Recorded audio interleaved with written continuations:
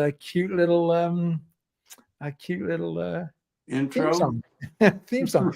Hi, Scott. How are you? I'm good. I'm doing better. It's lovely to see you today. Thank you. You got your car back. You got lots of equipment that's coming. Yeah. Getting videos out. You're writing reviews. Life's pretty amazing, eh? It is pretty amazing. Yeah. Thank you so much. Yeah, we've got lots of business tonight. Already got loads of comments in the peanut gallery. We have a very special guest tonight, Robert Wolfrey, clarinet player from the Cleveland Orchestra. Robert will be up in about 25 minutes. We have the whole gang with us here tonight. I just want to just talk to you about something, guys, if you don't mind, because I keep forgetting. Just to say thank you, and please comment lots, which you do. I can see it already. It's wonderful, and ask lots of questions. Doesn't matter what kind of questions about classical music. There's no dumb questions. There's no silly questions. Anything classical goes. And also, could you please like and subscribe? That really helps. If you subscribe to the channel, thank you. If you can like that, that really helps. Thank you so much. Okay, let me get the team up. Hey, Jim, how are you? Hi, I'm good. Hi, Jim. And Jack, of course. Hello, Jack. We saved the prettiest one to last. Hey, Angie, how are you? Hey, yeah. Good, thank you. Okay, before we get to Jack's records from last week, because we ran out of time, I'm going to go through some of the, oh my God, got a lot of questions. They're great. First of all, some good news in New Zealand. Ray, who hasn't been on for a long time because Ray's always working, is in Christchurch. National holiday in New Zealand today, so looking forward to my first live view of 2025. Hopefully, we'll have some time to get some people up at the end. So please jump on. And of course, Joey always ready as the Everything Classical Music live stream mascot. Joey, hi Ray, happy to have you. And hi everybody, hope you are well. It's the best night of the week. Everything classical, baby. Did you read this one, Scott? This is cute. Researchers have concluded that classical music has a positive effect on developing babies' heart rate frequencies. Yeah. And Ray is also getting up. Sorry, go ahead. Record. As long as you listen to the right record. Right. Yeah, not the right of spring. Mozart. Yeah, that's it. Yeah. Hey, Joey, is this the day you finally jump on? That's right. Yeah, right. And then 1745 Stradivarius violin could fetch 18 million, become the most expensive instrument ever sold. Wow. And then Joey says about jumping on, maybe Ray Welsh. Let's see what else we got here. My goodness, we've got so many. Scott, hey Scott, how are you? He said, is it Waitangi Day in New Zealand? And Leanne's already on flirting with all the new guys. Hey Leanne, how are you? She says, hello Ray. Alan, of course, always here. We love seeing Alan. Yeah. Music lovers. And of course, Tony, Wicked Exile. Listen, just to let you know, guys, I spoke with dear Rachel this week, and it looks like she's going to be taking a little time off, well deserved. But it looks like there's a possibility she's going to come back do another show, because there's a massive gulf every morning not having Rachel there. So I'm hoping she's going to come back. And she said, she may even come on this show, which would be wonderful. Surprise us all. It'd be great. Jack, can you read that? Yeah, what number copy of the Birth of the Blues did you get? Well, that's a good question. Go ahead and take the next one. I'll go pull it out and tell you. Okay. Armin says, hello everyone, congrats to Kendrick Lamar. I'm not sure who that is. I've heard his name in the news. I'm not sure if it's music, basketball, or whatever it is. Joey says, awesome intro. Thanks, Joey. Can you read that one, Scott? Congrats. Congrats, Scott, on all that gear you have coming. Looking forward to all the reviews. Thank you, Scott. Yeah, I'm very excited about that. And hey, Sky, how are you, bud? Hello, Armin. Well said. Good evening, all. And Tony, and my goodness. So I got two copies. I bought the black copy, which I've listened to, and that's $8.89. And then this is the blue vinyl that I've not opened yet. That's selling on Discogs now for an obscene amount of money, just because it's blue. It's the same record. It's number 569. So, there you go. Not that it matters. People get crazy on this stuff. I guess that when when room temperature, and my wife goes to Discogs and sells all my records to whoever, some nutcase will care that it's $569 and not $579. I don't get it. We're going to drive up with a U-Haul. That's what we're going to do, Jack. Yeah. I'm crying because poor Jack. He was the most beautiful guy. Listen, Jan, get the GPS out. We're driving to Tennessee. He was such a nice guy. Where's his records? That's right. Ray, yes, it is Watangi Day. Can you read that one, Scott? Scott's teaser video on the upcoming new equipment to review had me salivating. Yeah. And Jeremy, hey Jeremy, so happy it's Wednesday. Audiophile day. No, audiophile. I know. I misspell the damn word all the time. And Derek, yes, hey Derek, nice to see you again. Hello from Montreal. Hi Derek. La Belle Provence, our hometown. Hey Jen? Yeah. And Tony says, my 6-month-old granddaughter adores her baby Einstein radio that plays 6 different classical pieces. Isn't that wonderful? Oh, that's cool. And there you go, Jack. Ray got 273. And this is the blue. And Tony says, interestingly, the number rarely correlates with actual pressing run. Of course. So that's interesting. Okay, so Scott, Jack, I'm going to put you big. Okay, and so are we interrupting your love life? No. My light, I have a light and it went out. So I called my wife, who's in the other room, to ask her to bring another light. That's okay. You got some records to show from last week. Yeah, I do. Okay, so not last weekend, but the Saturday before last weekend. Yeah. Thank you. The Saturday before last weekend, I went to it's a kind of secondhand store, and I bought about 23 records that didn't pay any more than 99 cents US, except for one. Good. Yeah, and they all look like they've never been played. The first one, and I showed some of these already to Anthony while I was there. You're right about this, Anthony. The Dindy is average. The Ravel is just amazing. You mean as a performance or the music? The performance. Yeah, but the 70th on the French Matinee is a bit of a tedious piece. The Ravel is incredible. What a horrible cover, though. I mean, yeah.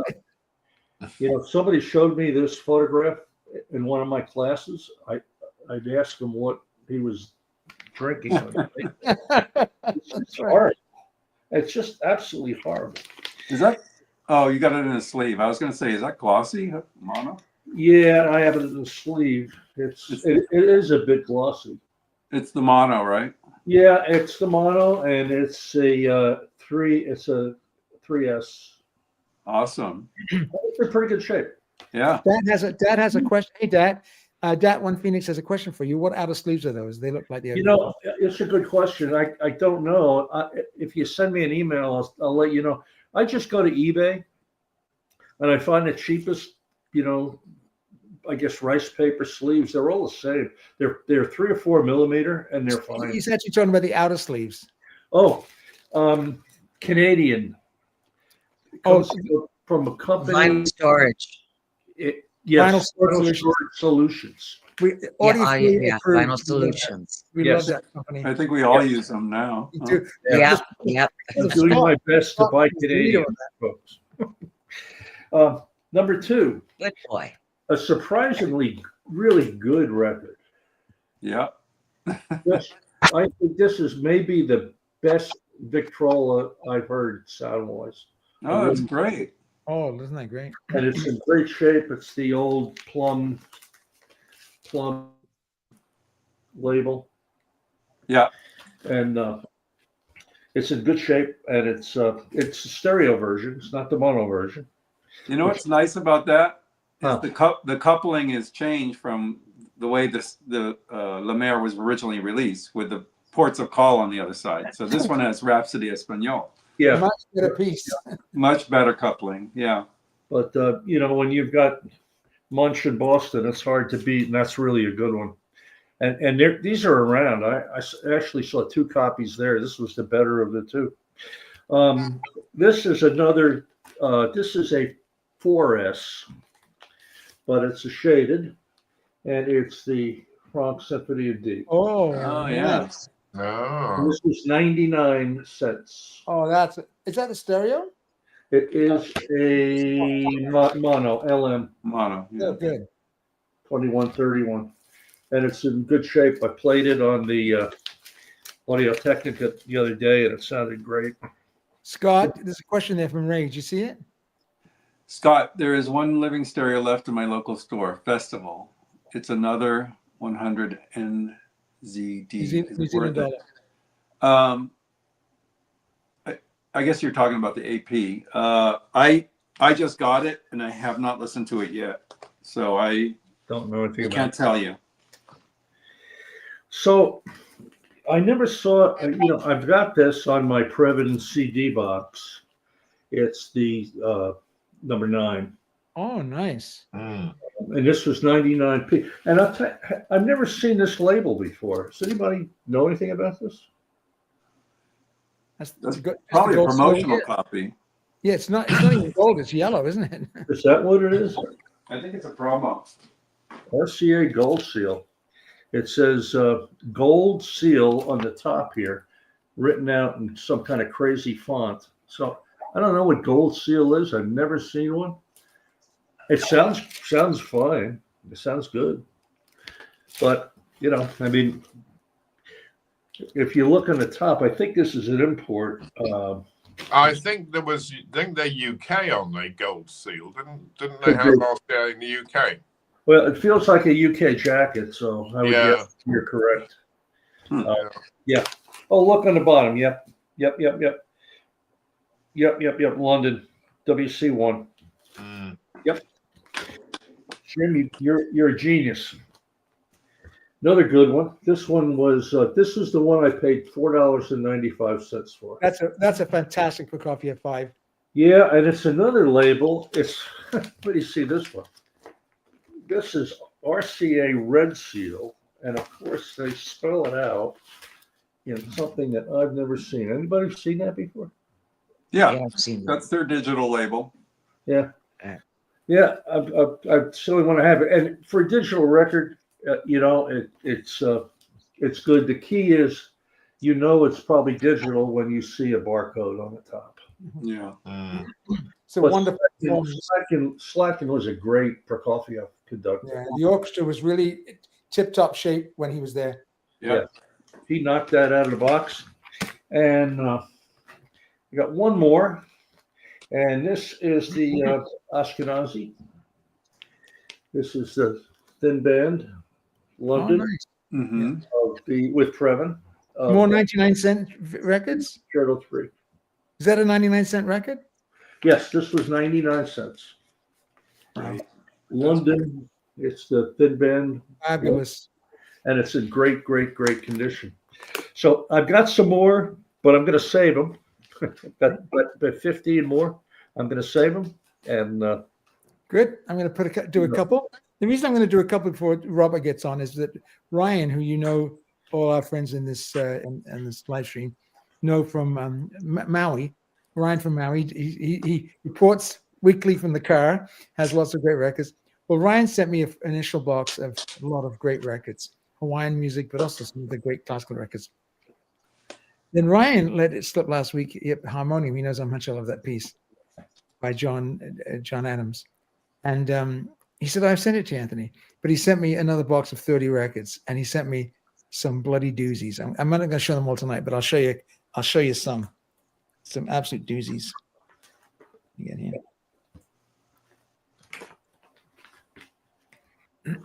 This is magnificent. Mm-hmm. Mm. Mint, Indianapolis pressing, just on label, it's just gorgeous. I mean, that's a lovely gift. I mean, just that alone, I'd be happy with. Yeah.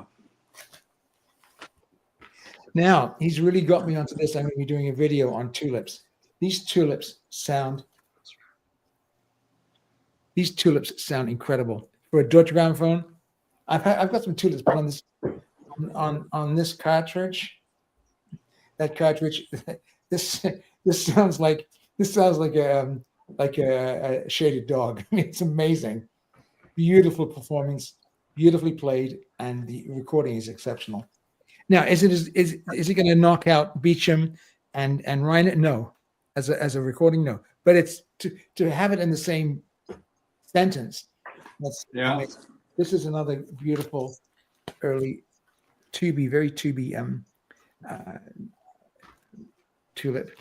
This is the wonderful Fournier. I mean, these are gifts from Ryan. I mean, this one. I mean, so generous. And I clean them all, but they're all clean as a whistle. I mean, they're all beautiful. But that Don Quixote is wonderful. I mean, the Berlin Fiddle in the 60s, and when Carrie Ann wasn't fiddling around, and they were in Grunewald was another nice church, better than the one he uses. And Tube, Günther Hermanns could just relax. Carrie Ann's not being a jackass. And it was, here's another beautiful. Oh, yeah, that's a beauty. And this is Christian Ferris. Jim, do you like his playing? Yeah. No, I didn't know how good he was. I mean, it's so clear, and some of the sounds of the clarinets coming out of the middle of the orchestra, and some of the imaging on this record. It's Deutsche gramophone. So I'm gonna be doing a video on. There's a CD box of Christian Ferris, the early EMI recordings, which are really good as well. I don't know whether you can still get the LP versions of them, but the early Christian Ferris, like the Beethoven sonatas and things, are wonderful. Mm-hmm. This is I've played it all. I've conducted all far too many times. Can't have me trying to play that goddamn the sleigh. What sleigh? Or is it sleigh? Sleigh ride. Sleigh ride, yeah. But there's a lot of beautiful stuff. Schumpeter's Lullaby is beautiful. This is the Eastman Pops Orchestra, Rochester, recorded in the Eastman Hall, and Freddie Fennell conducting is wonderful. In high school, that was our epic fun part, to play the horse's nanny on the. That's right. How do you do that, Jack? You just the valves go down halfway and you shake. Halfway? Yeah. You can't do that with the flute. You can't make the flute sound like a horse. You know that? Maybe the viola, but not the flute. Okay, mind you, if anybody could, I could. Okay, on some days. There's a Mercury Beautiful Plum. When I worked with Bacharach, he wrote a tune called "A House Is Not a Home," and we used to call it "A Hog Is Not a Horse." When he gets And then he also sent me this. Can you believe this? Like, so generous. And that is the sound on that is incredible. Romeo and Juliet excerpts. Roger Bobo on tuba, and the dance of the Montagues and the Capulets. Oh yes, yeah. Got a Doug Sax. Doug Sax. All the team. Doug Sax. It's just it's incredible. So yeah, I've got lots more to show, but I'll show this next time. Let me exit. So so Robert will be up in about 5 minutes, and then we'll get him up. So Jim, you have a couple to show? Yeah, I've got a couple of they're sort of crackers. Well, one of them is Walton First Symphony, Liverpool Phil Vernon Hanley, but it's Enigma. How is that? It's very good. I've got the CD version of it. I mean, it's sonically it's 70s sound, but the performance is very good. I mean, Hanley was a good conductor of English music. Just been doing it on the my Lyrita video. And I mean, it's it's the old Enigma label, which has long since disappeared. But it's worth getting if you can find it anywhere. And then I've got these interesting, block Concerto Grosso for string orchestra, and the Fine Arts Quartet playing the block string quartet number 5. It's an Everest. Again, the very interesting pieces I'd never heard before. David Epstein conducting the Czech Radio Orchestra, and here we are, it's Everest. Again, clean as a whistle. I don't think it's ever been played. And then I came across a very interesting. Now this is Lee della Musica. This is like a 10 LP set of Callas in all her major roles. That wasn't 99p, was it? Hey? That wasn't 99p, was it? No, it wasn't, but it was only about 250. But it was I don't know, Scott, if you've come across these. I did come across that once, yeah. I mean, okay, I think somebody must have got their microphone out and put it in their trousers when they were at La Scala or something. Well, but they weren't like, they were kind of unreleased recordings, unreleased recitals and stuff like that. Jim, we're just going to stop you there, bud. We'll get back to you. I just added to the screen the great Robert Wolfrey from the Cleveland Orchestra. Hey, Robert, how are you? Hi, I'm really fascinated by this. Please don't stop, Jim. Oh, we'll have time. We'll have time after this. We try to show at least 100 or 200 records a show. So, I mean, this is a classical music show, but it's more like a vinyl classical music show. Robert, how are you doing, my friend? Great. Is the sound working all right? You look fantastic. You sound fantastic. Maybe you can get your clarinet out and play a little bit of the Brahms Sonata for us. Is that okay? No, don't you just love that? I'm just kidding, my friend. Anything you want. No, yeah, you know what happens? You get taken down, right? With YouTube, it's just ridiculous. Anyway, Robert is an old friend of mine. Robert, we're going to talk about your start in a minute and how you got started. But Robert and I have known each other for about 20, 25 years, and we did gigs together in Toronto. And Robert, you are from Toronto originally, right? Yes, Etobicoke, West End. Yeah. So I'm going to put you big. Okay. By the way, this is the gang. Angie's on here. You've met Jim. You've met Scott. You met Jack. Angie's the one you want to visit in Toronto at American Sound because she has all the goodies. And I mean, we're talking all the goodies. Okay. Okay. Yeah. So there you go, Robert. Nice and big. So, Robert, can you tell us a little bit about how you started, where you're from, and then we'll get to the schooling in a minute. So I'm from Toronto originally. I grew up in the West End Toronto, so Etobicoke, very close to Pearson International Airport. I started to my parents were very encouraging of music, and I started to play the clarinet. I started piano and singing in church choir early on. My parents then got me into band in school, and in grade 7 I picked up the clarinet thinking, okay, this will be an intermediary point for me while I really want to play saxophone, because this was back in like the 90s and like Kenny G and all of that. And I just thought it was so cool. Anyways, I kind of fell in love with the clarinet. I went to a public arts high school in Toronto, Etobicoke School of the Arts. And from there, I went to University of Toronto, just figured, well, my parents didn't know much about music and the life and the profession, and I didn't either.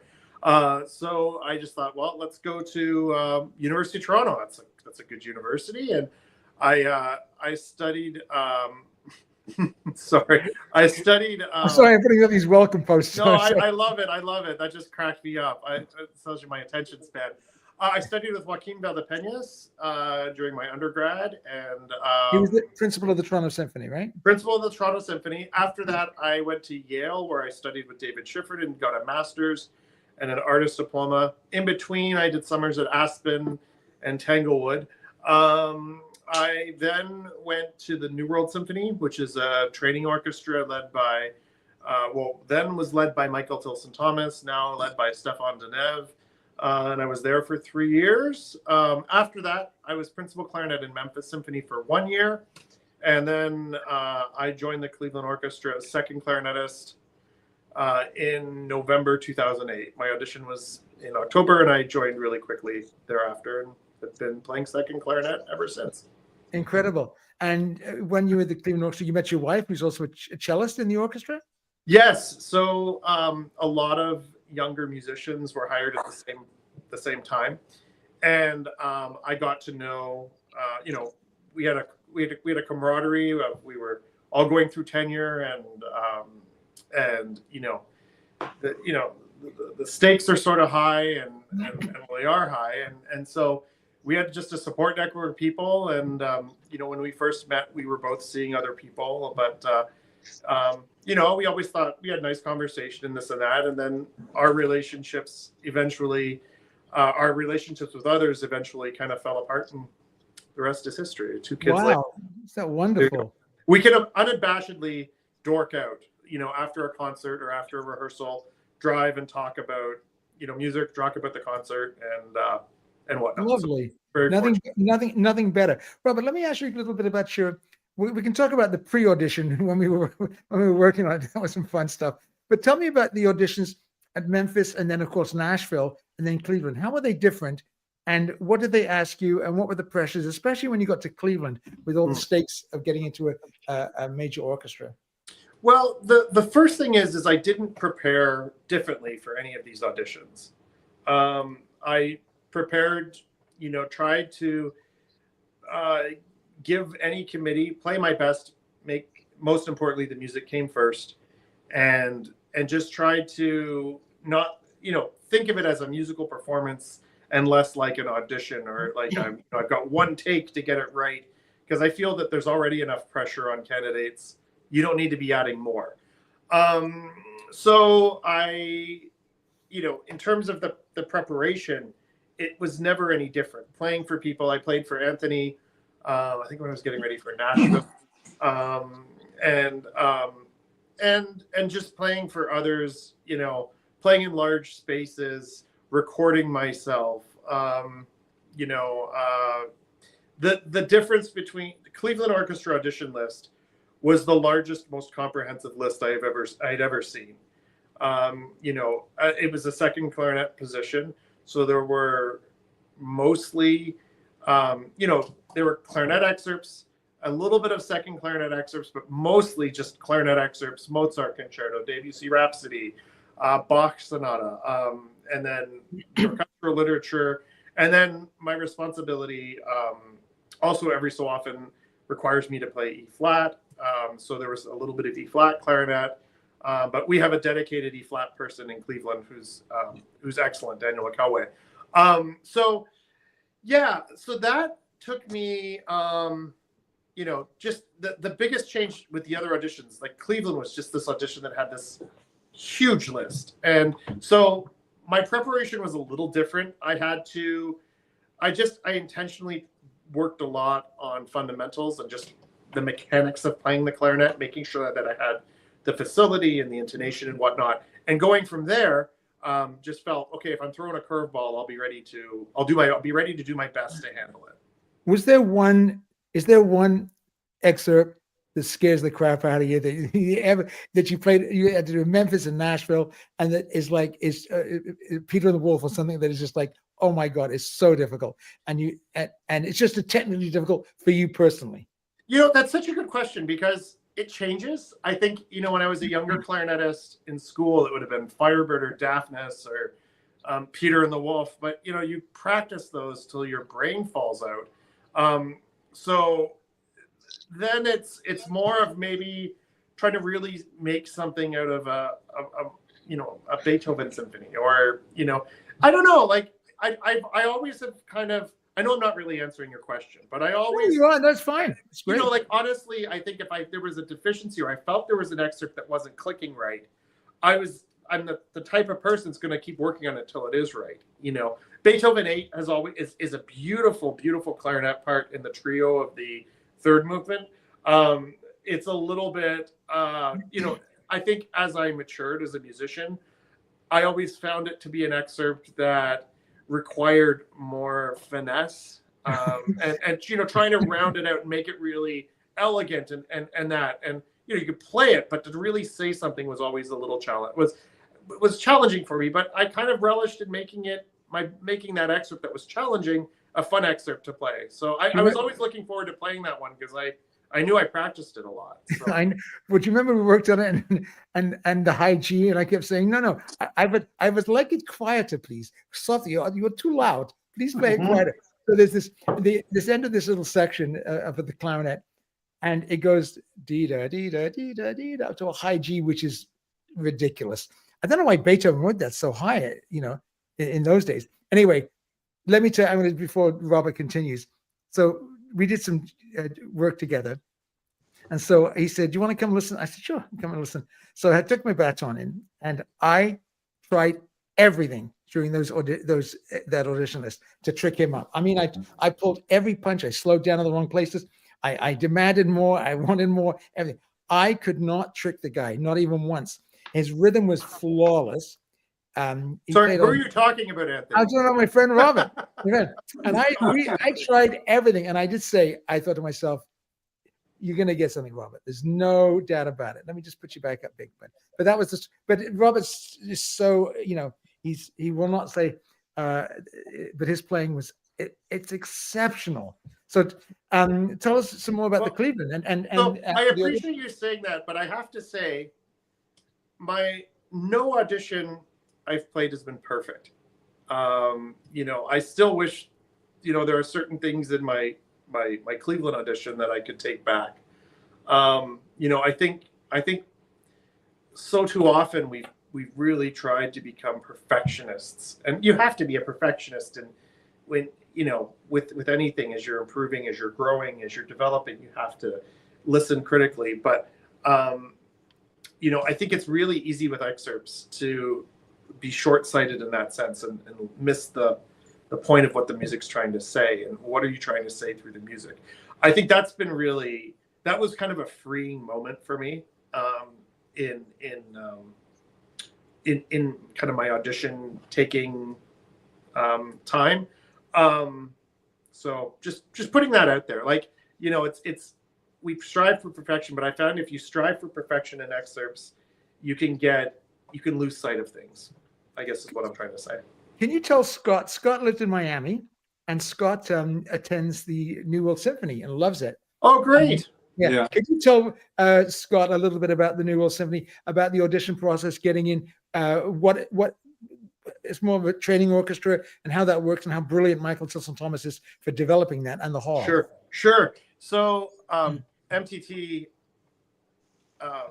as many of you I'm sure know, is just this visionary musician, and kind of he has this innate ability to bring people together and get people excited about a project. So New World Symphony started in, I believe it was 1988, 1989. Michael Tilson Thomas and the Arrisons, Lynn and Ted Arrison, who founded Carnival Cruise Lines, were involved in Miami in terms of musician development and some sort of thing. But Michael had this vision of creating an orchestra that's a training orchestra. So orchestra where people will come and coach you and work with you.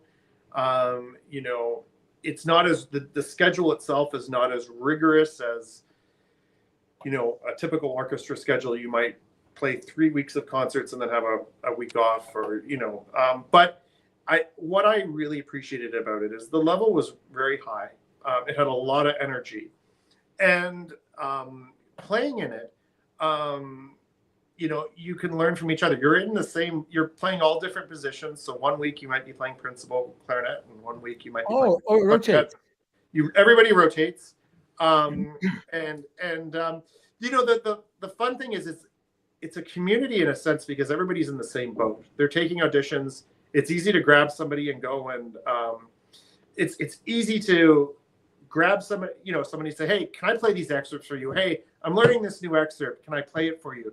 They're very encouraging of that. They're I think it's the level's quite high actually. When I was there, we had a side-by-side with the Cleveland Orchestra. So that was kind of my first taste of hearing how the Cleveland Orchestra plays, and hearing the sound in the middle of the orchestra was pretty special.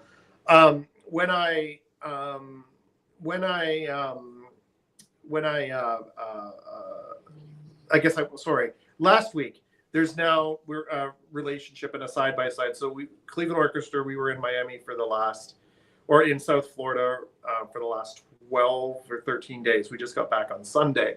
And so there was a side-by-side concert with the New World Symphony, which is always fun. And, you know, I feel fortunate, like I was able to learn so much from there. And I've also felt fortunate to be able to come back and coach. I coach there, and it's great working with the wind players or the clarinetists, and you know, trying to impart, you know, knowledge that I maybe didn't have when I was a fellow, but I kind of have observed in the field since my time there. How's the standard, Robert? It's very high. Very high. Very Eh? high. Got a question. Got a couple of questions for you, Robert. This is wonderful, Scott. Can you read that out loud? Out loud? Oh, oh, I thought he was asking me. Okay. No, it's from Scott. Yeah. Hi, Scott. Yeah, that's my son's artwork. So my son's on my left shoulder, my daughter's on my right shoulder. So that's so beautiful. Yeah. I promised them I would put something up in, this is the basement area, and this is kind of my practice area. I have a big desk here, and you can see over here is my music stand, and it's where I teach or what have you. And it's away from everybody. Do you have private students?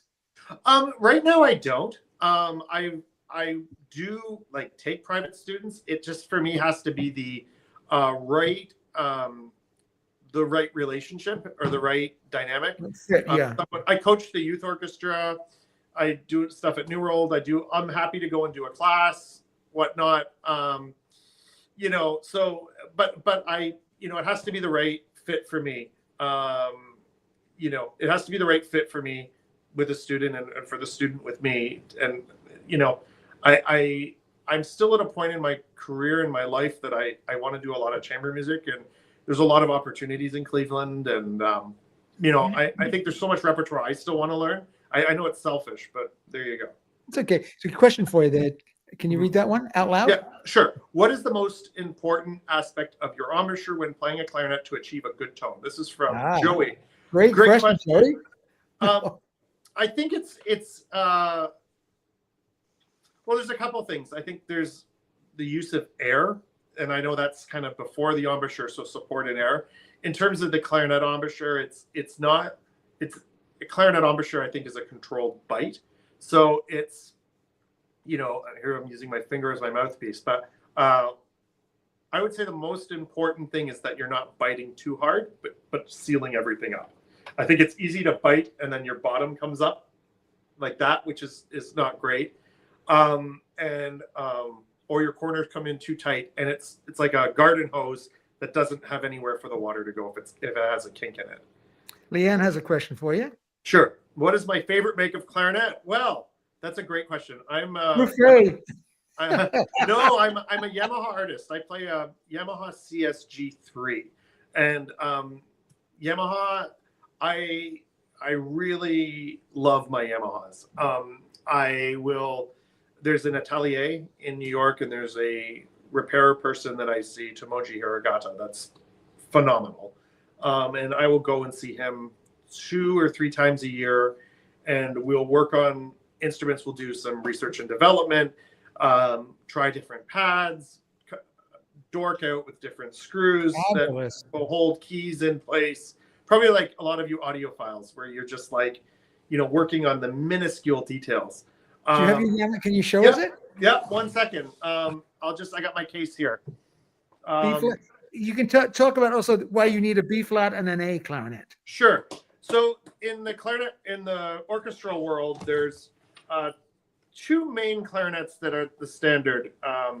There's a B flat clarinet and an A clarinet. There's also C clarinet, which I actually purchased an old C clarinet this past year.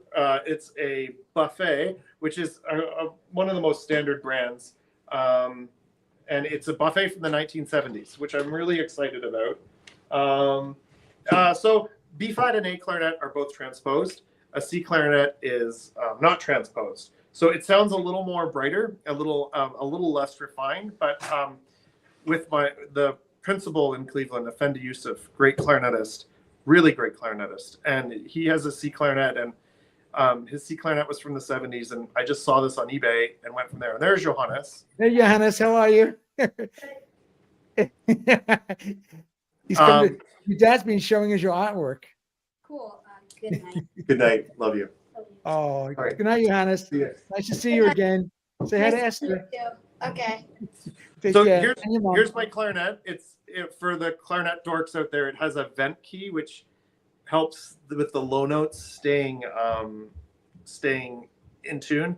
The tendency on clarinets is that like a low E and an F is typically a little low, about 20 cents, 15 cents flat. So there's different ways we can combat that, either with a smaller, shorter barrel or a vent key. So I kind of do a combination depending on the repertoire. We've also developed this other key which makes this is a normal C sharp key, but my repair person Tomoji designed this key that will make a trill a lot easier and a lot quicker. Cool. So that's my clarinet. The A clarinet is the same model, the same brand. Another good question for you from Scott. Sure, great question. It's usually the management that will decide a programming, or I think our music director Franz Welser-Must is really good at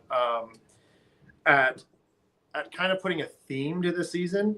I think he's got a really good taste in saying, hey, we haven't done this piece in a while, or this is a good piece that we need to do. Or, lately we've been recording all the Prokofiev symphonies, not just, 1 and 5, but the more obscure ones, and kind of getting a context of Prokofiev's world. Or, we've done Mozart operas, which give a great insight into playing Mozart, or what have you. So, we can make suggestions to our management about repertoire. I think if you're a soloist, you can make suggestions.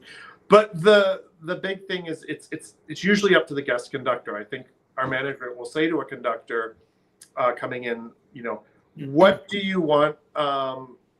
What do you bring us your best piece for a guest conductor, especially someone that hasn't conducted the orchestra. We all want someone to succeed. We all want someone to come and have a good experience, and both mutually, right? So a lot of it is, let's find somebody that can really bring what they think they're really good at doing, and go from there. Here's a question for you. Mm-hmm. Have you ever played the solo from Schindler's List? So moving. I never have, but it is a very moving piece. It's an incredible. I have. Yeah. And I'm going to tell you right now, I haven't played many pieces that your job as a musician is not to think you're in front of the Berlin Phil, to control the orchestra, or to sit in an orchestra and play for the audience, not for you. But that's one piece that is so beautiful. There's actually a good video on YouTube. It's got like 5 million views of an oboist. I think she's in the in Sydney Symphony, mm-hmm. and she's playing it, and she's just like bawling her eyes out, and that's, Robert and I probably would consider that unprofessional, but it's actually a beautiful thing. But it is you're right, Ray. It is so moving. That guy can write a tune. Have you done any? When we had Gareth on from the LSO, he loves that music and has played it so many times. Have you played any John Williams? Yeah, actually, we've played John Williams. There's been a few times John Williams has conducted us, which is really fun. It's amazing with him that he is a very excellent musician, and how he talks about his music comes from a classical standpoint as opposed to a kind of popsy standpoint, if that makes any sense. How he talks about phrasing and lightness, and not just being loud all the time.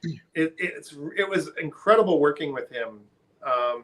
Certainly, yeah, I worked with him twice, and he's just an incredible musician. And it's amazing how spry he is for his age. Unbelievable. This is another question from Alan. Mm-hmm. Can you read that out loud, Robert? Sure. Robert, do you listen to music for pleasure, or do you prefer to do something else for leisure? I think it's about finding the perfect balance. I do listen to music for pleasure. I think that there's I think that, yeah, I listen to all genres, you know, but I'm certainly into, you know, there's a few of my friends that I like to share playlists with of interesting music or interesting classical music. Do the kids like music other than classical music? Do the kids yeah, like music? oh yeah, they try to get me. Our daughter loves Taylor Swift, so that's usually She's a Swiftie. playlist in our car, and our son likes the Ramones, so I did something right. Yeah, so it's you know, it's a variety. I also like silence, to be honest. Sometimes if I'm driving myself to work, it's just, you know, it's time for my ears to rest. So I don't mean to sound dramatic, but it's actually true. So absolutely, there's a tech writer's got a great question, and considering you're in the orchestra that Cell built, and Cell had a very, very dictatorial way of doing this, because in those days they did. But is there a periodic assessment? Great question, Tech. Is there a periodic assessment of a musician's skill in an orchestra to reconsider the position of certain instrumental players? Does that ever happen? Yeah, that's a great question. Certainly is. You know, it differs between different orchestras. So different orchestras, you know, we all are musicians in the American Federation of Musicians of America and Canada, or United States and Canada.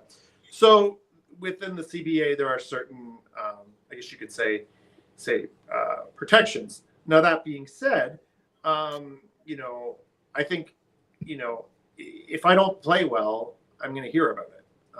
And if how would you hear about it? From the personnel director, from the principal clarinet, with the conductor actually deigned, the music director actually deigned to talk to somebody, or it doesn't get that far? Well, I think it depends. You know, we're in a performance-based industry, so I think it could start with probably a conversation with my principal to say, you know, or it might go to the music director if he or she notices. But, you know, I think that musicians, for the most part, hold themselves to really high standards. Yeah. So it's more of on you, you know, but I think that there's a real feeling in our industry, and especially in Cleveland, amongst my wind colleagues, string players, of this ability to want to improve. You know, we're doing Zarathustra this week, for example, for, you know, this is the second time I've played it. And there's certain things I'm like, okay, I want to do this better. And, you know, we last played it 10 years ago. And who's the conductor? Is it Fran? No, no, Franz is coming back in a few weeks. Yes. I knew you were going to ask this. I'm sorry. His name's Thomas, starts with a G. Oh, yeah, Gugina. Yeah, I think. Yeah. Yeah, we had a good first rehearsal today. It's exciting. We're doing Laval's Sprach Zarathustra by Strauss, and the Duttia cello concerto with our principal cellist, Mark Hoffauer. That's three mouthfuls there. Yeah, it's a big program. This is one that kind of had circled on the calendar for a while. Yeah, it's a great question. I should tell you, I got in contact with James Myers. He's one of our regulars, a wonderful man. He's good friends with a friend. He looked after a friend's dog for 2 weeks, the principal clarinet. And his son is the first violinist with the Calidor String Quartet. By the way, guys, if you want to jump in the last couple of minutes here, just get your questions ready, Jim. Okay. I've got one, yeah. Yeah. Okay. Anyway, Effendi, Jim said he's actually in Naples, Florida, picking up an MBL amp, so he can't be here tonight. But we tease each other all the time. But do you know how they do it between the LSO and the Cleveland Orchestra? So do you know how they do it in London? Jim will know this. So if you're having a bad day and like it's not your orchestra, you haven't passed the trial or something, you get a DCM letter. Do you know what that means? No. Don't come Monday.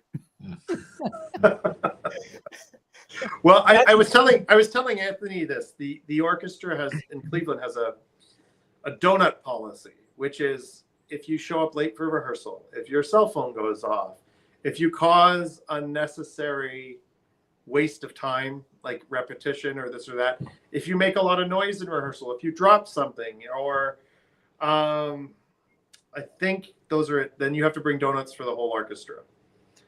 If you're late on stage for a change, if you're late for a concert. Now, you know, so Paolo has a great sorry, Paolo has a great question. Why don't you read that? Sure. Read that one. When I hear or read something about the Cleveland Orchestra, the first two words that come into my mind are George Zell. Is he still a topic of discussion, or is the orchestra over him? Oh, that's a great question. So when I joined you guys are coming out with great questions. Yeah, that was a really great question.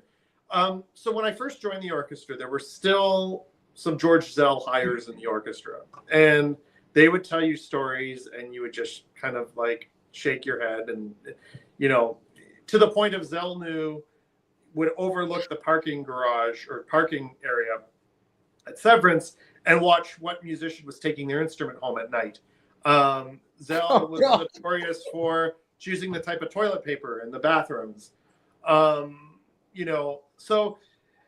There's respect, obviously. I have so much respect for George Zell, having grown up with listening to a lot of the Sony classical recordings with Zell. And I think it was Christopher Dacchiani, the music director prior to Franz, who said, we play a concert and George Zell gets all the credit. I think one thing that I've really appreciated about Franz, our music director, is that he's constantly trying to make the orchestra better and grow. And, I think he's really brought a vocal quality, a singing quality to us that, in addition to the precision that Zell had, but he's kind of refined the sound and warmed it. I don't know what the number of hires is, but, he's hired at least 60%, I think, of the orchestra now over his 20-something years. Zell has a special place, but I think it's safe to say that the orchestra is, and it's important to respect that.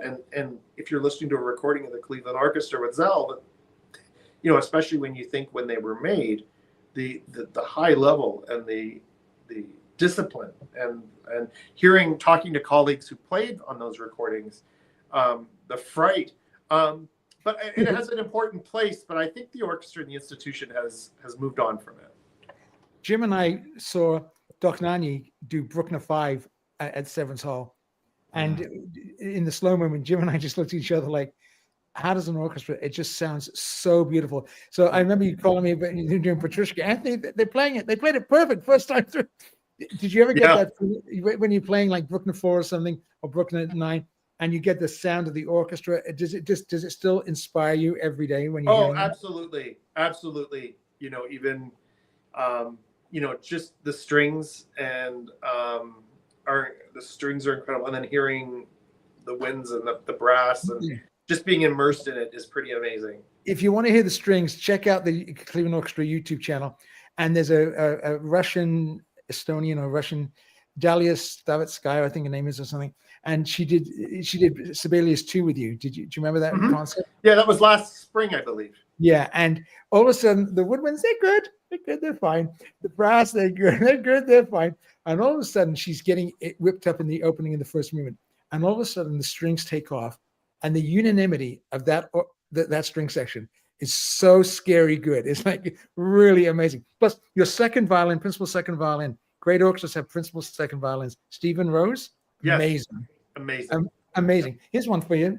How's that question? Has Robert ever played Vaughan Williams' 6 Studies in English Folk Song? Yes, I have, and I believe it was with Andrew Davis years ago. And I think there was another question of what's it like playing with Franz, and it's really special. I think that when you have a relationship that's been built, I joined in 2008, and I think Franz came in 2002. So he's been my only music director, and in Cleveland, like a music director is typically there, at least in the past 20, 25 years. So it's been really special, watching that relationship grow and watching what he's brought and how he's improved the orchestra. His conducting is incredible. It's elegant. It's clear. His precise.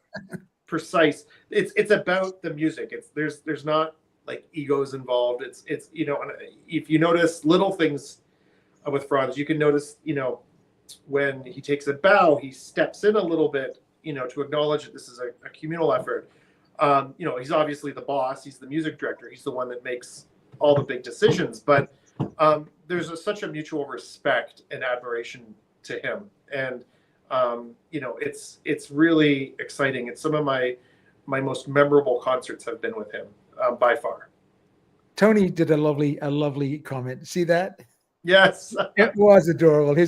Well, I think he wants something. I got to find out what he wants. He wants to be on television. That's what he wants. No, So there's something else that I think it involves, starts with L and ends with O, maybe Lego or something.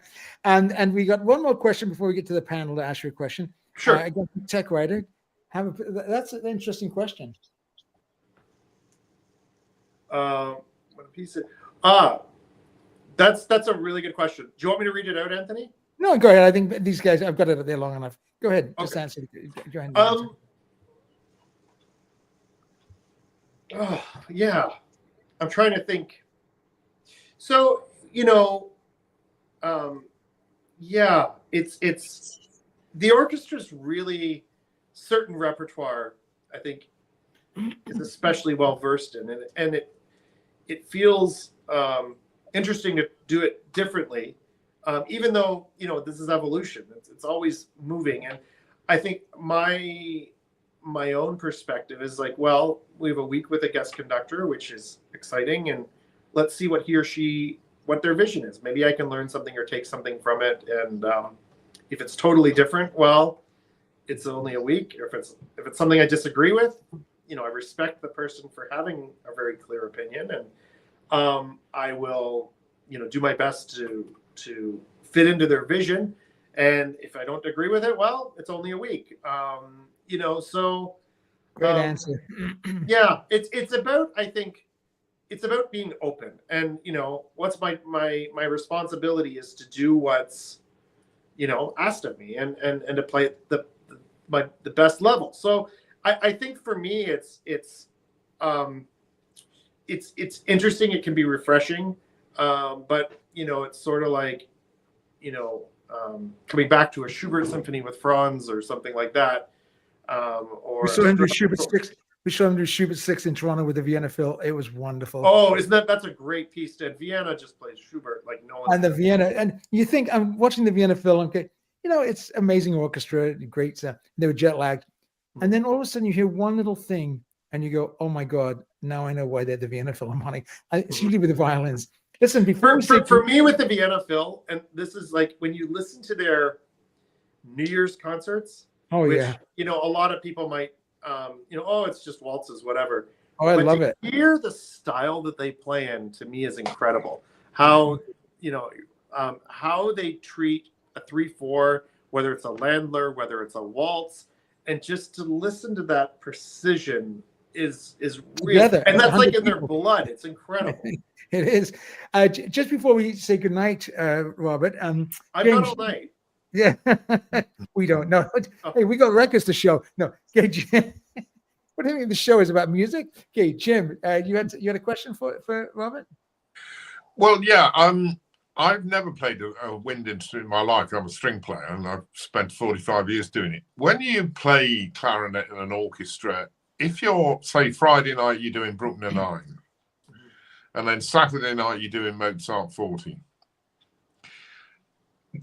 Is there a difference in the way? I mean, okay, I know they're different composers, but is there a difference in the way you would play it? I.e., if you're in, say, a different acoustic environment, maybe you might be in Severance Hall for the Bruckner, and then you might be in somewhere else for the Mozart. How does that affect you as a player? How do you deal? Oh, that's a really great question, Jim. So, obviously, like for me, as a wind player, Bruckner 9, I'm going to use a bit of a different reed, a different setup. Mozart's a little more light. My attacks need to be my articulation needs to be a little bit lighter. So I'm going to use a little bit of a different setup for that. In terms of the hall, one thing that we'll do when we're on tour is that we'll have a sound check in the hall, and kind of our music director can assess what they need to do to make the orchestra sound like it's in Severance. And we're very fortunate. Severance is such a great hall, and built, by the community for over 100 years. So we're fortunate to rehearse in that hall and play in that hall. So we all kind of have an ear for it. And, you know, in another hall, it might be, you know, little ways, you know, warming up the sound. If it's a dead hall, if it's a really live hall, being careful with articulation or how we produce the sound. If it's a, you know, just there have been certain halls that might sound very bright. So it involves the middle voices, the low voices playing more. Sometimes it involves the bass playing more of a cushion off the bottom. I hope I'm not getting too technical here, but no, that's interesting. Yeah. Have you ever performed Christmas Rhapsody in Blue?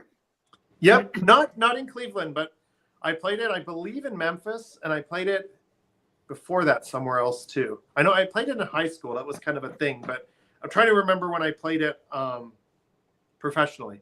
So yeah. Check out the LSO again. Sorry, the LSO. Their new principal clarinet. They waited like 5 years to replace Andrew Mariner. They got two principal clarinets, and he does it.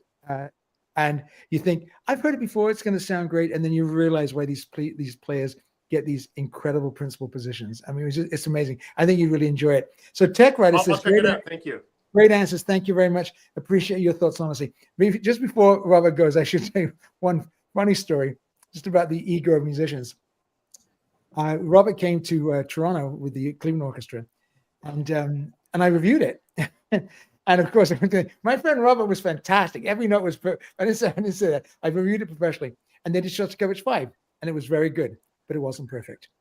And the someone in that section had a little bit of squeak or squawk, and that's fine. I mean, it's no big deal. But I was really quite surprised to see what did I say? A dink in the usual Cleveland impenetrable armor. That's what I wrote. That's all I wrote. The rest was a friggin' rave, even in that horrible hall. So someone on the bus going back started saying, "Who the hell is this Anthony Kershaw?"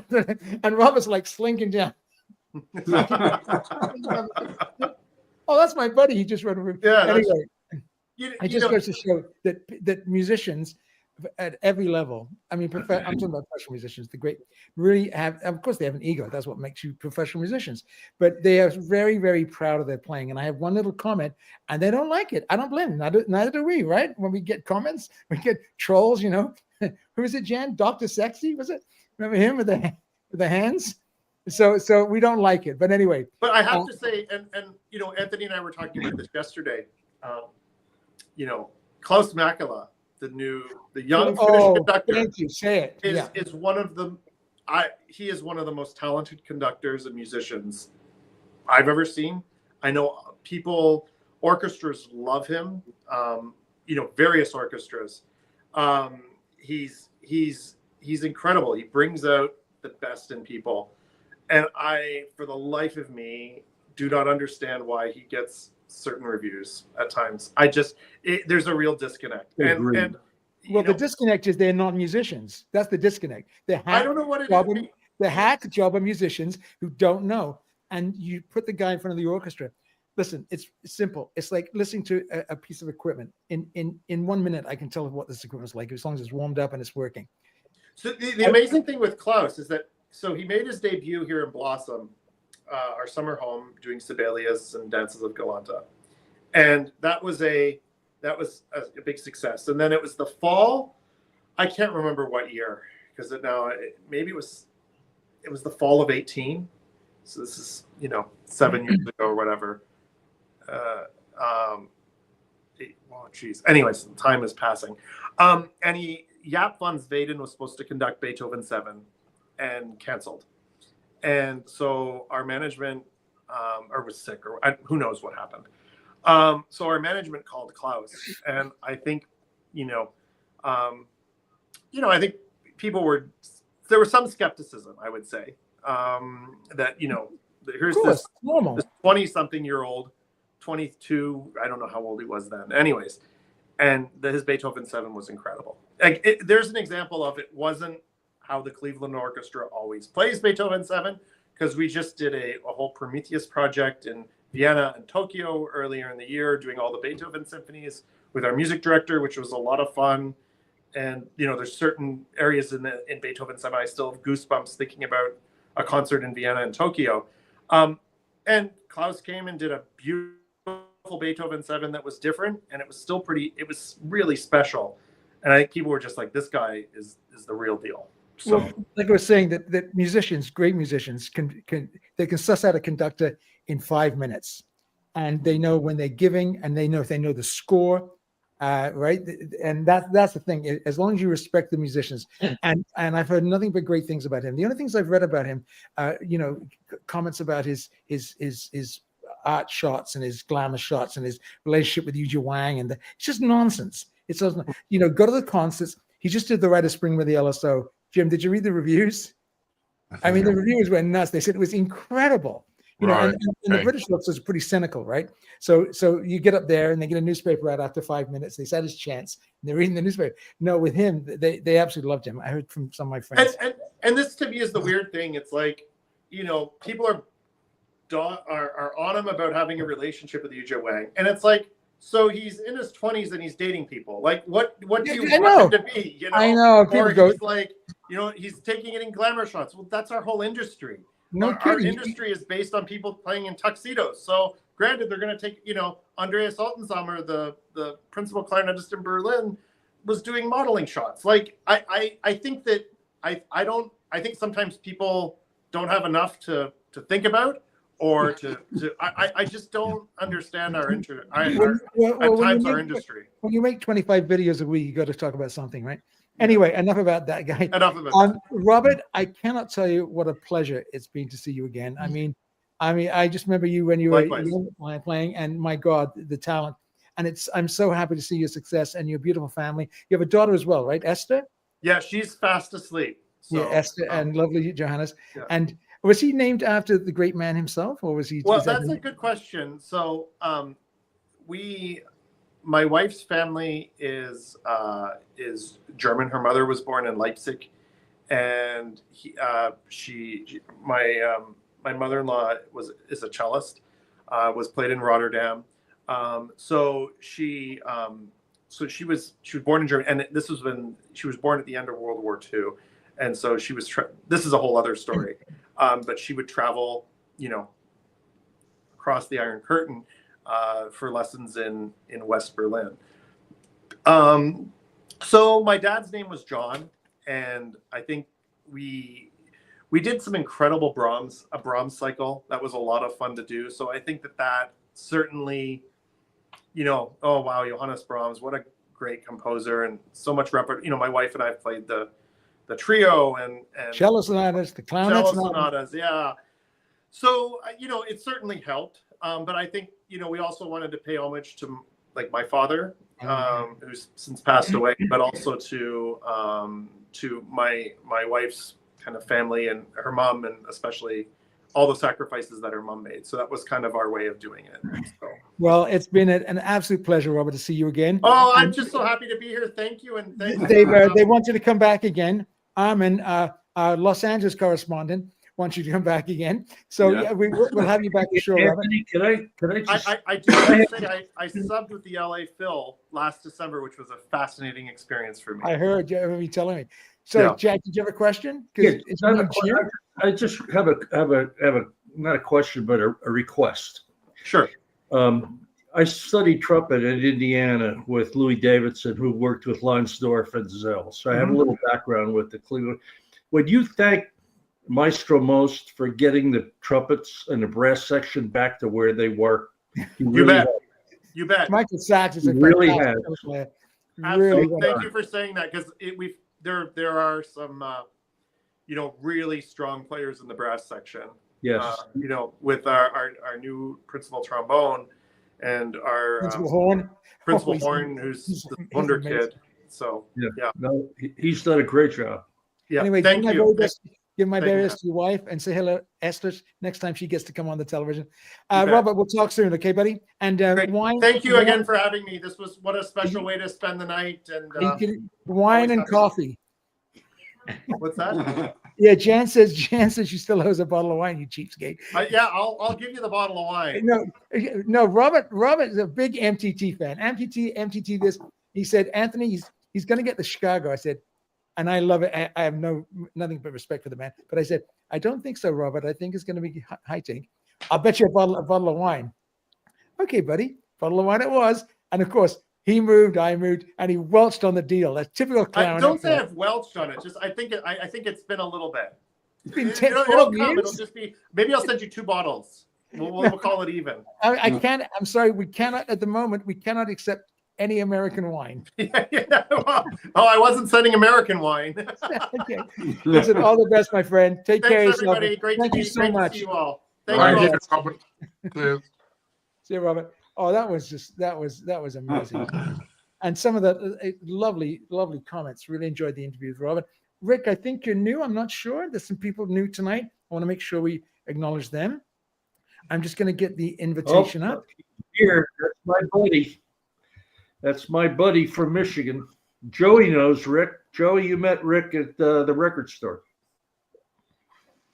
Oh, your friend. Sorry, that's very nice. Hi, Rick. Yeah. Nice to see you. So I've got the link up. So come on up, show some records. Jim's shown his. That we're wondering. Oh, we were rudely interrupted by a genius musician. I'm sorry, Jim. We'll come back to you in a second. And it's all right. Don't worry. No, I know, but it's.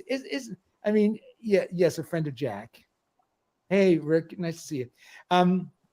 Yeah, Robert is, he's so modest, but he's an amazing. I mean, you get in the Cleveland Orchestra, you get in these orchestras. I mean, you've got to be. I mean, Jim and I know. I mean, getting to these orchestras is no mean feat. I'm telling you. You can do trials.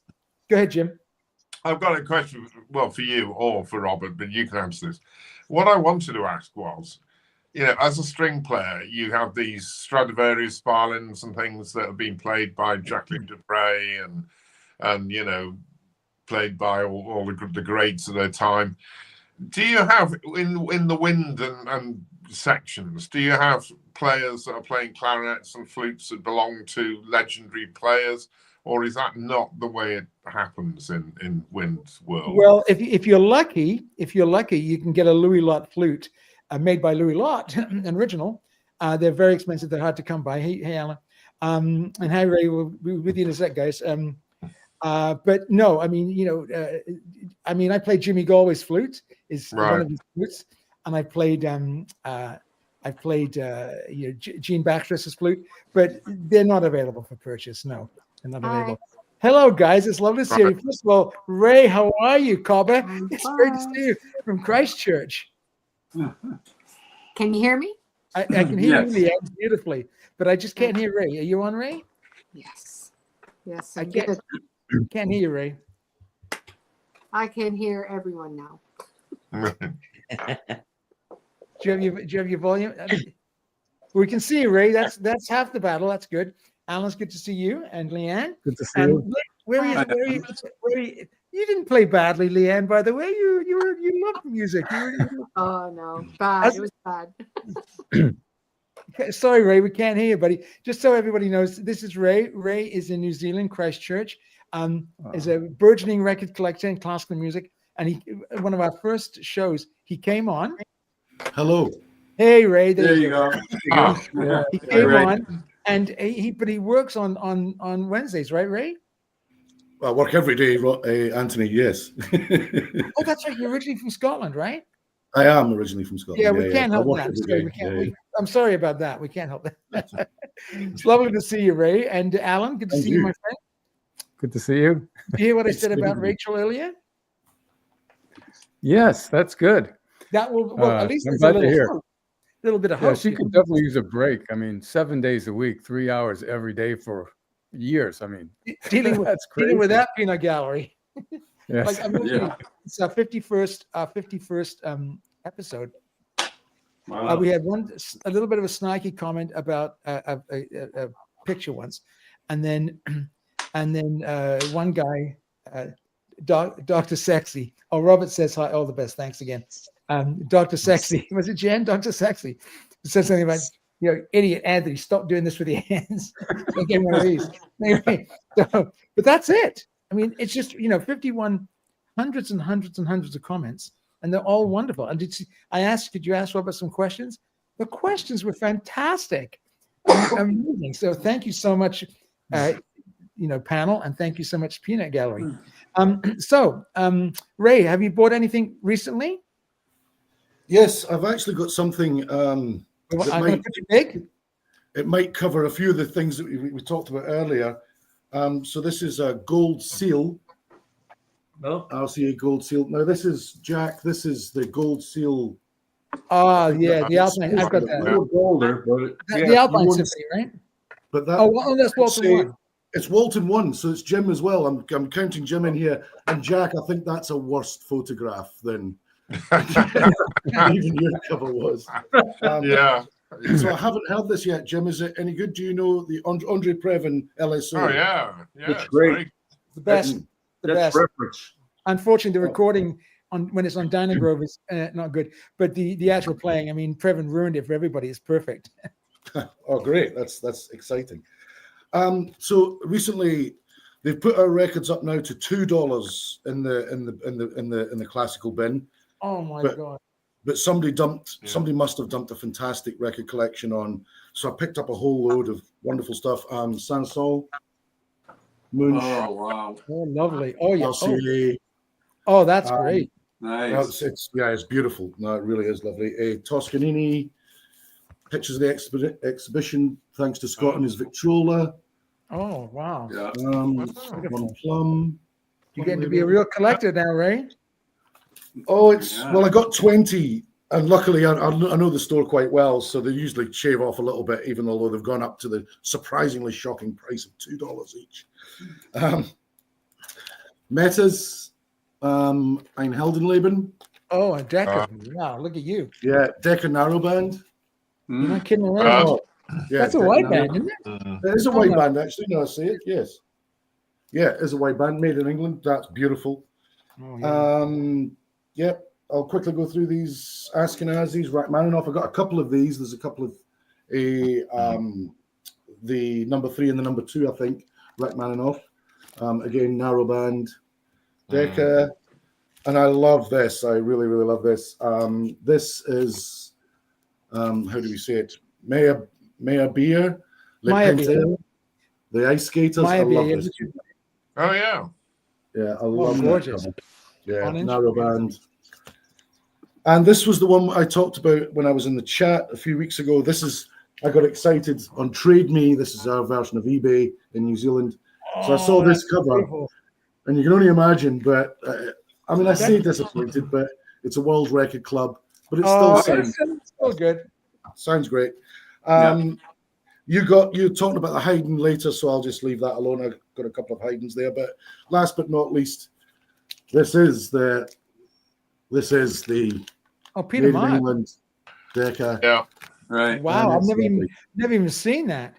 I know it's Peter Mag. It's the Paris Conservatoire. It's really lovely, really, really lovely. Beautiful, very nice, fabulous. Congratulations, Ray, on your collecting, and thank you for not forgetting us. Leanne, do you have any records? Leanne, do you have any records to show us? I do. It's a paltry. That's okay. Okay, we're gonna put you up here. I don't have much, Joe. We talked about that. Oh yeah, lovely. Oh, yeah. The new one, yeah, very nice. So that do you have any secondhand record stores around there in the shoot? We have a wonderful flea market, and lots of records, but they're never 99 cents or under $1. They're all $5, $6, $7, $8, and very rare that you find something really good. For the good stuff, we have to go to Montreal. Yeah, that's where you go for the good stuff. I found this interesting. It's an angel. It's sort of a compilation. Oh, nice. Herbert von Karajan. I love the angel covers. They're so beautiful. Yeah, really, really nice. So I found that at our local flea market, and we were discussing. You got the Hildegard von Bingen. Yes, isn't that wonderful? I found this in vinyl. Most of my vinyl collection is 3 floors up in an attic, buried with my other kids' stuff. So, do you know how many? How many? It sold 1 million copies. That record. This one, yeah, it's wonderful, wonderful. Do you like it? Do you like the music? Well, I'm a Emma Kirkby fangirl. So A fangirl. Because Jan, I put it on to review it, and Jan said to me, "Who is this? What is this music?" Because it's literally concave melody, doesn't go above a third. It's melismatic, and it goes on for an hour. But it's hypnotizing. It does. It's very hypnotizing. It helps. It helped me focus. You know, when I have that, it's very nice. I like it. Beautiful. And, I found this very interesting. You see that? Marcel, Ensemble Organo. Harmonia Mundi are fantastic, aren't they? it's gorgeous, gorgeous Corsican chants. Love it. Can you give us a précis on organum, please, so that the audience know what organum is? I'm just kidding. Okay, and I have one more. Sorry. Excuse me. Don't yell at the teacher, okay? Oh yes. I love that. This one out. I love that. Beautiful. You like it, Ray? Yeah. Symphony of Sorrowful Souls. Beautiful. Gorecki. Gorgeous. And that's about it that I mentioned. Lovely collection, Leanne. So we've got about 5 or 6 minutes. Alan, did you have a couple of records to show? I do. Anthony, do you want me to jump off and let some of the regulars on? No. You stay right there, my friend. In fact, stick around for the after party because we're going to be drinking New Zealand champagne. Okay. Yes, I have this Sibelius. Alan, I just ordered that the tulip. Yeah, I just ordered it. Jan doesn't know; she's not listening. Oh, okay. Oh, she said yes. That is the best tulip. That is my favorite Sibelius Fifth Symphony. It's just magnificent. I got this one, which is really good. Can we just see? Let's see. Oh, there we go. Oh, nice. lovely. Yeah, really beautiful music. Sky hasn't got that. And it's on Telefunken. Mm-hmm. Nice. Very nice label. This one I had Dallas Symphony. That's amazingly good. It really is. And boy, does it's the Copeland piece. Talk about American music. It just hits you that this could only be written by an American. Was a great Benjamin Britten piece. Fantastic. Try and get his EMI though.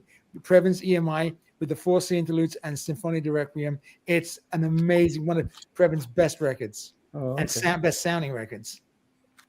I also listened to this, which is interesting. There's the whole thing about DBX, which is supposed to be a better sound quality.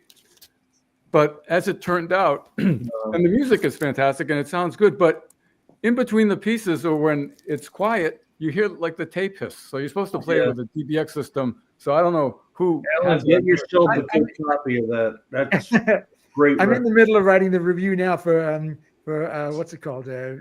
Katie Lied. And everyone's, the DBX debacle. I'm writing about one paragraph about the DBX. And then we're going to talk about Claire, what's his name? No, Bernie Grumman's remastering. We'll see what it sounds like. Yeah. So sorry, I didn't finish up. Okay. Yeah, then just this one. It's not a tulip, but it still sounded good. I liked it. Oh, it's great performance. Yeah, very good. That's it for me. Thanks. Thank you, Alan. Okay, guys. So we got about 5 minutes to a round robin. We'll finish up. Scott. Yeah. Scott and Angie knew tonight was going to be a busy night. No, it's okay. Yeah, next week we'll do Scott and Angie straight away. Don't worry, Scott. We all love you. You're still there. Scott's got all his equipment coming anyway. So we've got a couple of comments. Tony says you need the DBX companion expanded to educate those LPs. Interesting. Great records, Alan. I have one. Thanks.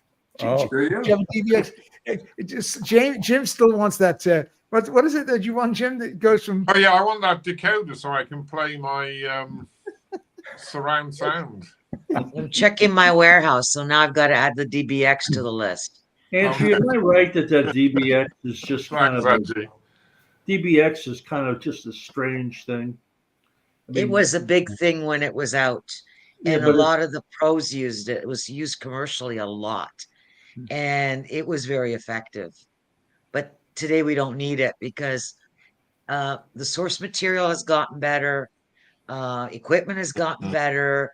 So we don't need the Band-Aids anymore. Yeah. Yeah. Sky has a Angie, I question think for if I ever got into your basement or warehouse, I don't think I'd ever leave. you will not No, believe in that Get basement. lost in there. It's unbelievable. Yeah. Angie, there's a question for you. Angie, can you read it, please? Hi, Angie. Can Boulder 866 and Bel Canto EX1 can compete with separates? I noticed you carry those. Yep. How would you describe their performance?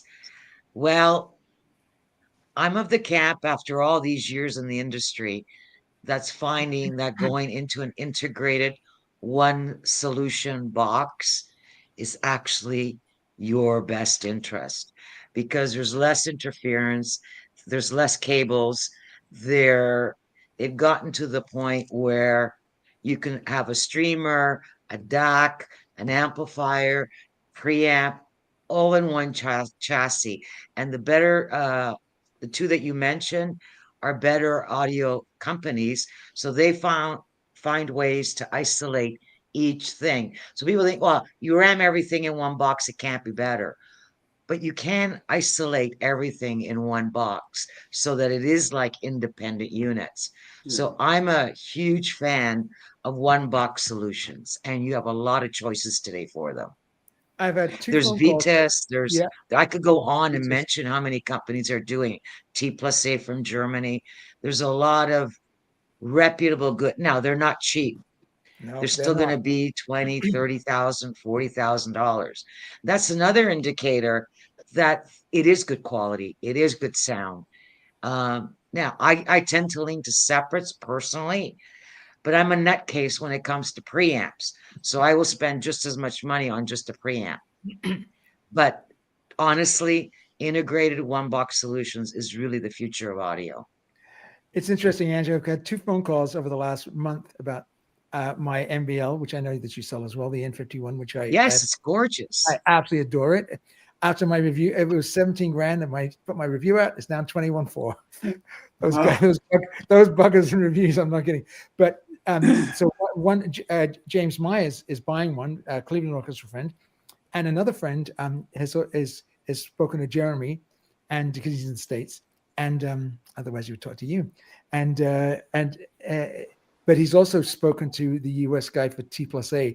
There's a top T+A that is also fantastic, and it also, is, and also solution. It. So he's got you've got it all. So he's got three to choose from: solution, T+A, and MBL. They're all amazing. So, but then you're right. One box. The thing too is with the MBL that you need to know, it has a preamp in it, which means a customer can buy what I think is the future again, fully powered, fully active speakers. So imagine all you have is that MBL unit and a pair of powered speakers. How clean is that setup? Well, Angie, I'll tell you that the preamp of my MBL N51 has seen off two $20,000 tube preamps. That's how I don't want to hear that. I know. I trust me. I couldn't believe it. Well, Jan thought it was a tie. I preferred the MBL. Ian, bless his heart, my beloved nephew, he liked the tubes, and they're all wonderful. But the tube preamp was $16,000 US, and the preamp. It's so clean, the MBL. I just love it. Anyway, guys, we're just about done. First of all, I'd like to say thank you to my dear friend Robert Wolfrey for coming on tonight. He was amazing. I'm sure he's charming, very personable, and an incredible musician. So we'd like Robert to come on again. And I'm also going to ask Robert if his wife wouldn't mind coming on. She's a cellist. It'll be nice. I know that a lot of our peanut gallery loved stringed instruments, so we'll get a cellist on, a world-class cellist. So thank you, Peanut Gallery. My God, you were incredible tonight. Amazing. And of course, the regular gang that we have. And also, great to see Ray again. And of course, Leanne, you're coming up. You're very brave again. I love it. I love it. You look beautiful. And of course, Alan, you look beautiful too. But it's lovely. It's lovely to have you on. So anyway, stick around for the after party. Ray thinks I'm joking now. We have a little bit of an after party where we talk. Okay. And we complain and we gossip. No, it's good. So you guys have a fantastic week. and stay safe. And we'll see you next week. No guests next week. Lots more records. We start with Scott, The Vault. Okay, and we'll go from there. Have a great week, everybody. Great. All right. Bye bye. Thanks, Take everyone. care, everyone.